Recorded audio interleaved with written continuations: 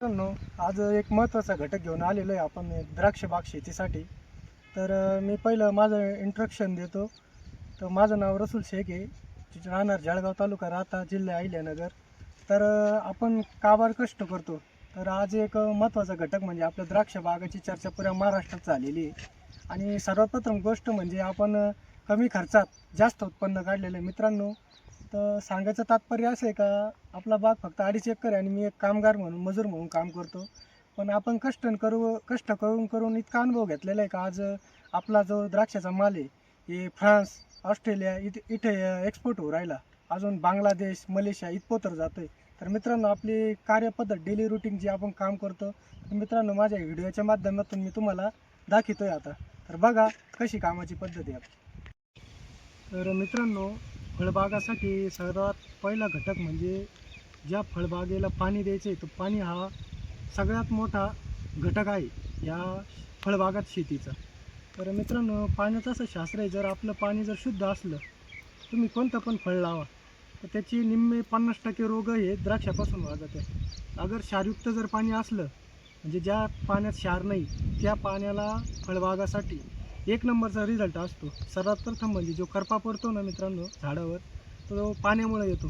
पाण्यामुळं कसा करपा, तर पाणी जर क्षारयुक्त असलं तर जी आपली व्हाईट मुळी असती ती अपग्रेड असते. जेव्हा पाणी उचलतं ना मित्रांनो, तर मग त्या करप्याला क्षारयुक्त पाणी जर लागलं तर करपा येतो. आणि बिना क्षाराचं पाणी जर लागलं त्याला, तर मग आपलं कोणतं पण फळ आणि कोणतं पण पान एकदम क्लीन राहतं.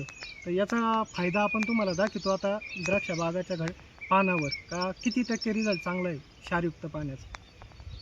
तर चला पुढे बघू आता. पाहिजे बागाला जर पाणी असलं तर शेती करायला मजा आहे, पाणी जर नसलं तर शेती करण्यात मजा नाही मित्रांनो.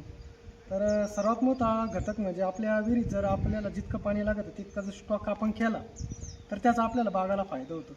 आपण ही विहीर आहे मित्रांनो, या विहिरीतून पाणी उचलितो आपण. आणि नंतर मग या इडून उचलल्यानंतर आपण आधी पाणी फिल्टर करतो.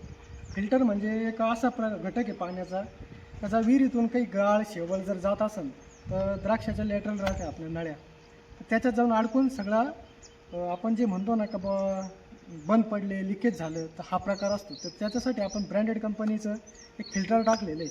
तर फिल्टरचं काम असं आहे, विहिरीतून पाणी घेणे, ते शुद्ध करणे, त्याचे क्षार मारणे, मग आपल्या तळ्यात स्टॉक करणे. आपण तुम्हाला तळा दाखवणारच आहोत. तर आधी सर्वात प्रथम निघलेलं पाणी फिल्टर कसं होतं, क्षारयुक्त कसं होतं, तर ते दाखवतो. बोल. तर मित्रांनो, जसं आपण विहिरीतून पाणी घेतो, तर इथं सर्व पाणी एकत्र येतं. एकत्र आल्यानंतर जे क्षारयुक्त पाणी, आपण याच्यात एक मशीन टाकलेलं आहे. तर पाणी आल्या पहिलं क्षार मारितं. दुसरी गोष्ट अशी आहे, एक छोटं स्टँड फिल्टर आहे तिथं. जी पण घाण आलेली ते फिल्टरमध्ये जमा होती. तर फिल्टर आतल्या आत वळून घेतो घाण आणि चांगलं पाणी शुद्धीकरणाचं तळ्यात टाकीतो आपण. मग तिथून आपलं पाणी बागेच्या दिशेने जातं. तर सर्वात प्रथम मी याचं काम दाखवतो. याच्यातून पाणी आता आपल्या स्टोअरला तळ्यात चाललं. तर मित्रांनो, सर्वात मोठा घटक म्हणजे एक आपल्याला विजेचा पण आहे. कारण कोणत्या पण शेती कामाला वीज पाहिजे पाण्याच्या कामाला. तर मित्रांनो, आपण ग्रामीण भागातले असल्यामुळं आपल्याकडं लाईटीचा शॉर्ट असतो. वावधन आलं, पोल पडला किंवा मग ताराला तार तुटली, घासली, हे लय मोठे प्रॉब्लेम असतात. तर मित्रांनो, ह्या कामासाठी आपल्याला वीज निर्मितीसाठी आपण आपलं म्हणजे 24 घंट्यातून कधी पण आपण जेव्हा मनात आलं तेव्हा पाणी देऊ शकतो आहे बागाला.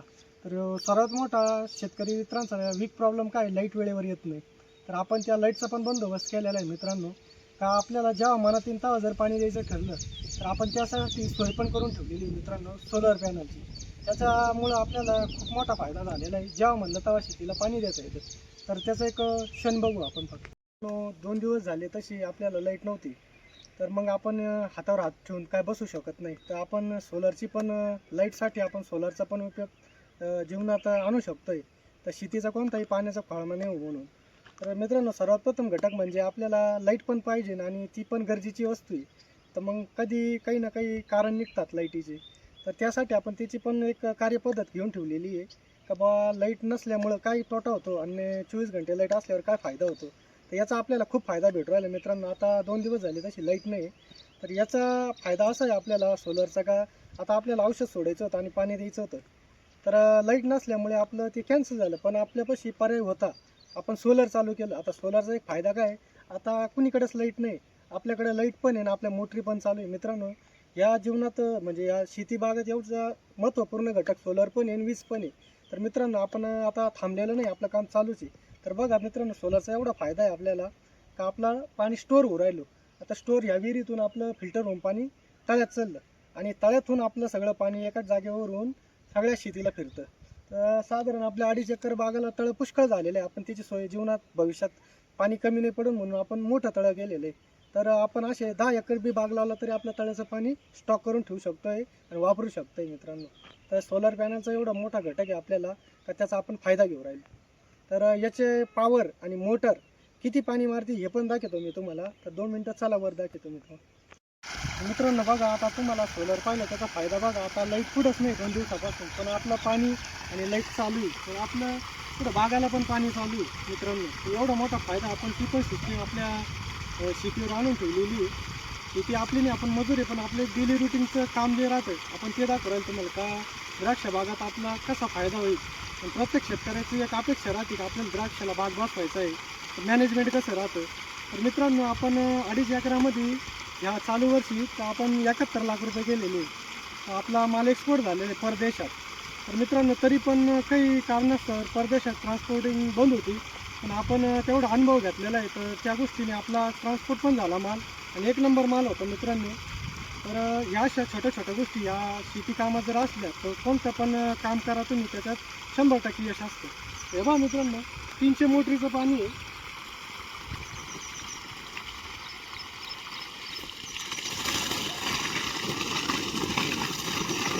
तेव्हा मित्रांनो 300 मोटरीचं पाणी आहे. लाईट कुठंच नाही, पण आपल्याकडे लाईट चालू आहे. एवढा मोठा फायदा असतो त्याचा. तर आपलं कोणतं पण काम बंद नाही राहणार, लाईट असो नाही तर नसो. वेळेवर जर पाणी दिलं तर बागाची, मालाची, पानाची, झाडाची एकदम निगराणी चांगली राहते त्याच्यामुळं. तर ह्या छोट्या मोठ्या घटकाचा लय मोठा फायदा होतो त्या गोष्टीमध्ये. तर मित्रांनो आपल्या तळ्याला खेटूनच आपलं द्राक्षाचं प्लांटेशन करेल. तर मित्रांनो हे बघा 2.5 एकर बाग आहे पूर्ण. एकदम पाण्याच्या सोनी जसा पाण्याचा कलर आहे तसाच आपल्या द्राक्षाच्या बागाचा कलर आहे.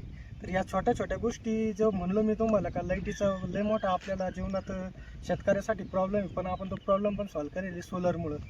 तर मग जेव्हा मनात आलं तेव्हा पाणी देतो. पाण्याचा कलर पहा मित्रांनो आणि द्राक्षाच्या झाडाचा कलर पहा मित्रांनो. म्हणजे इतक्या मोठ्या मोठ्या गोष्टीचा अभ्यास करून आपण हे सगळं क्षेत्र सांभाळत आहे रोज डेली रुटीनमध्ये. तर बघा आता औषधाचं दाखवतो मी तुम्हाला का काय काय औषधं, किती खर्च आहे, काय या सगळ्या गोष्टी आपण बघणार आहोत पुढे व्हिडिओमध्ये. चला मित्रांनो, सर्वात प्रथम म्हणजे द्राक्ष बाग शेतीला औषधाची खूप गरज असते. जशा माणसाला आपण गोळ्या खातो, vitamin A, vitamin B, vitamin C, vitamin D, जसे शरीराला उपयुक्त मेडिसिन, तसं द्राक्षाला पण एक मेडिसिन असतं. तर हे आपलं मेडिसिन आहे सगळं मित्रांनो. चला आता हे जर पाहायला गेलं तर या द्राक्ष बाग शेतीला आपण जास्त करून सेंद्रिय खतं वापरतो, औषधं कमी वापरतो. कारण त्याचं असं आहे महाराष्ट्रामध्ये परदेशात लहान लहान मुलं असतात, त्यांनी समजा द्राक्ष खाल्ली तर कोणताही साईड इफेक्ट झाला नाही पाहिजे. त्याच्यामुळे आपण जास्त करून सेंद्रिय खतावर विश्वास ठेवतो आणि थोडे थोडे आपण औषधं पण मारतो का बाबा पाऊस पडला, बुरशी आली किंवा मग वातावरण चेंज झालं, आभाळ आलं तर कीटकनाशक पण घ्यावं लागतात. कारण की जे किडे असतात ते पानाला, झाडाला इजा पोहोचवतात. त्याच्यामुळे आपल्याला त्यांच्या झाडाची पण निगा ठेवण्यासाठी आपल्याला काही औषधं पण फवारणी करावं लागतात. तर मित्रांनो काही सेंद्रिय खते पण आहे आणि हे आपण जे औषधं मारतो याचा पण एक रिझल्ट असतो का आपल्याला लगेच फास्ट कवर भेटायसाठी. जसा मिलीबाग आहे, डावणी आहे, भुरी आहे, अजून करपा आहे, हे अटॅक करणारी ज्या वस्तू आहेत त्याच्यासाठी आपल्याला कीटकनाशक पण मारावं लागतं, डावणीनाशक पण मारावं लागतं. तर मित्रांनो या जीवनशैलीमध्ये द्राक्षाच्या तर औषधाचा खूप मोठा घटक आहे. तर तो आपण तुम्हाला आपला रिझल्ट झाडावर दिसणारच आहे का आपण या औषधाची आणि कशी काळजी घेतली काय, त्याची रिझल्ट आपल्याला डायरेक्ट झाडावर दिसणार आहे मित्रांनो. तर एकदम अशा हिशोबाने सांगू राहिलो मी तुम्हाला का औषधाचं घटक म्हणजे इतका मोठा आहे का बाबा त्याच्यामध्ये जर आपण लहान बाळाने आपले द्राक्षसुद्धा खाल्ली तर त्याला कोणत्याही प्रकारची जुलाब नाही, काय नाही, काय नाही, ह्या पण गोष्टीचा विचार केला पाहिजे. कारण की आपण जे फळ पिकवतो माणसाला खाण्यासाठी ना की त्याला त्रास देण्यासाठी पिकवतो. तर याचा आपल्याला खूप मोठा विचार करून आपण त्या हिशोबाने आपलं जे डेली रुटीनचा व्हिडिओ बनवून राहिलो आपण यामध्ये असं दाखवायचं आपल्याला का लहान मुलांनी जर द्राक्ष खाल्ली सेंद्रिय खताची तर कोणत्याही प्रकारचं कोणाला नुकसान नाही झालं पाहिजे. तर ह्या हिशोबाने आपण हे असे सेंद्रिय खते आणि कीटकनाशके जसे हे पण सेंद्रिय खतामध्ये येते बघा मित्रांनो, एकदम सेंद्रिय खतामध्ये असा औषधाचा वापर करून आपण द्राक्ष पिकवतो, त्याचा आपल्याला रिझल्ट झाडावर दिसतो.